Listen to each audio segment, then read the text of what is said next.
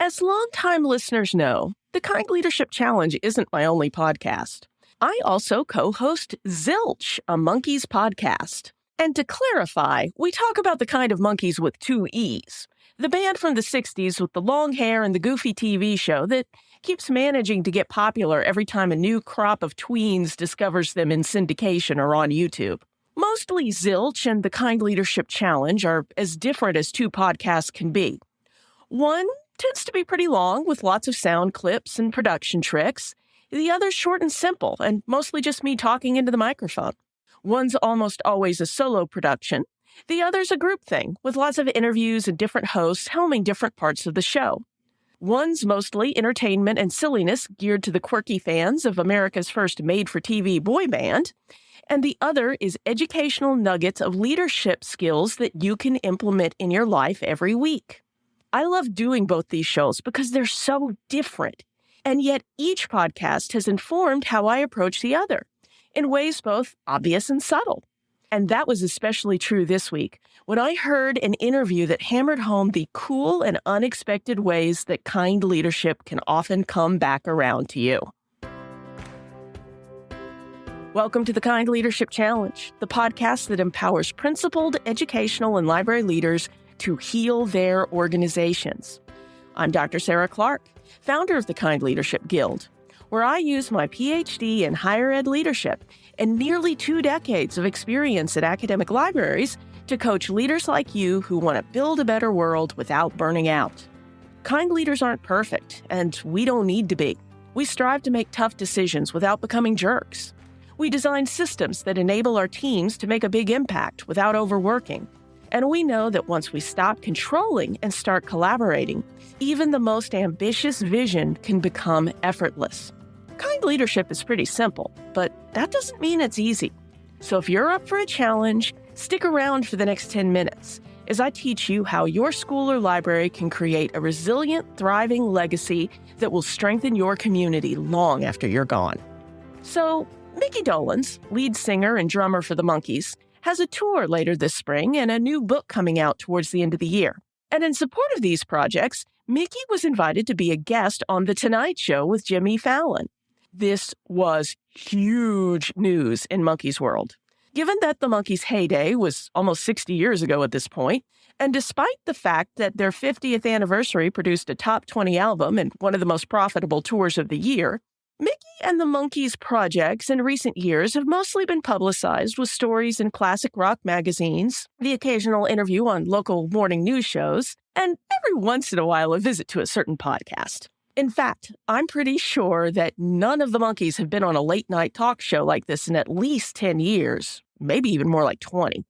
So how did Mickey get this opportunity?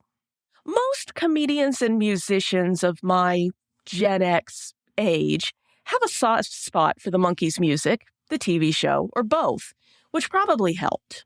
However, my spidey sense told me there might be a bit more to the story. When Jimmy and Mickey sat down to chat, I found out that I was right. And more than that, Jimmy told a story that provides a perfect example of kind leadership.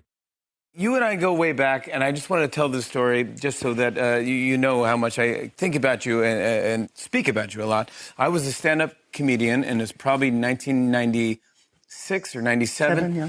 Before I was on Saturday Night Live, I was doing stand-up. I got a gig to open for you at the Universal Amphitheater in Los Angeles. So I went, I said hi to you and Davey. But you said to me, you go, hey, what's your name again? It's Jimmy? I go, yeah. You go, I think you got something there, kid. Yeah. And I go, oh, thank you so much. And Mickey, I'm freaking out meeting you. And you go, I'm actually directing this pilot. If you want to audition, have your manager call this guy you're working with.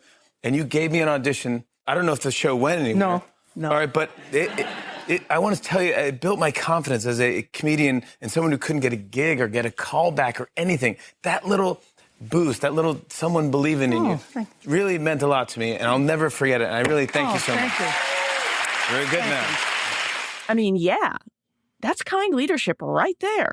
My jaw would have been on the floor, except I wasn't actually all that surprised. Having been a fan for 35 years, I know that a lot of the Monkees' pop culture staying power is rooted in the fact that despite them having very different personalities and temperaments and relationships to their fame, broadly speaking, the four members of the Monkees were and are essentially kind human beings who tried to use their celebrity for good. But let's set my fangirling aside and look at Jimmy's story through the lens of kind leadership. The mid-90s was one of the biggest reunions for the band. In fact, it was the only time after the 1960s heyday when all four members toured and recorded together. Jimmy Fallon was just starting out in his career and hadn't even joined Saturday Night Live yet. Opening for the Monkees was a big break for him and put him in the company of megastars like Weird Al Yankovic and Jimi Hendrix. Yes, that Jimi Hendrix. Check out the link to the full interview in the show notes for that story because Mickey Dolenz tells it much better than I could. So, Jimmy Fallon is already thrilled and wants to make the best of this opportunity. Mickey, who at that time was by far the bigger name, saw Jimmy's talent on stage and not only complimented him on it, but made a decision to ask him to audition for a new pilot he was producing. Now, the pilot didn't go anywhere, but that wasn't the point. Giving Jimmy that audition wasn't only a way to cast a good young comedian for his prospective new show, it was a seasoned pro giving an opportunity to a talented up-and-comer, which gave Jimmy an early confidence boost that propelled him through all the success that followed. Talk about growing humanely, managing effectively, and partnering collaboratively. 25 years later, the Hollywood power dynamic had flipped. Jimmy Fallon is now the A-list late-night talk show host. And Mickey Dolenz, though still revered by a small minority of us hardcore fans, as well as those who come back to catch a tour whenever there's a reunion, is now the last surviving Monkee. A passion project like Mickey's book, exploring his archives of photos and stories of life as an actor, director, producer, and rock star, probably wouldn't rate a spot on The Tonight Show. But Jimmy Fallon apparently saw a win-win opportunity to return a favor from a quarter century before. And now an audience of people who maybe know next to nothing about the Monkees or Mickey, or their friendships and projects with nearly every major star of the 60s and 70s, from Jack Nicholson to John Lennon, might think about pre-ordering Mickey's book or hitting up one of his shows later this spring. And those links are in the show notes, too. So here's your kind leadership challenge. Actually, 2 challenges this week. First, look at your colleagues like Mickey Dolenz did his colleagues at the Universal Amphitheater in 1997. Is there somebody you work with who has a lot of talent and drive, but who maybe could use a chance to grow some skills and confidence? Brainstorm an opportunity for them to stretch themselves. Or if you don't have anything, ask your colleagues and network. And then, once you've done that, I want you to take off Mickey's hat and walk a few steps in Jimmy Fallon's shoes. Is there somebody who gave you a shot back in the day who you could help in return or even just thank? Go ahead and do that. And then I want you to report back in the Kind Leadership Challenge community about both of those challenges. Thanks as always for listening to the Kind Leadership Challenge. Before you go, here's a quick way you can spread the word of kind leadership. I'd like you to take a moment to think of a friend or colleague who might benefit from this week's episode. Then open your app or head over to kindleadershipchallenge.com/58 and share this episode with them right now. Never doubt that day by day you're building a better world, even if you can't see it yet. So until next time, stay kind now.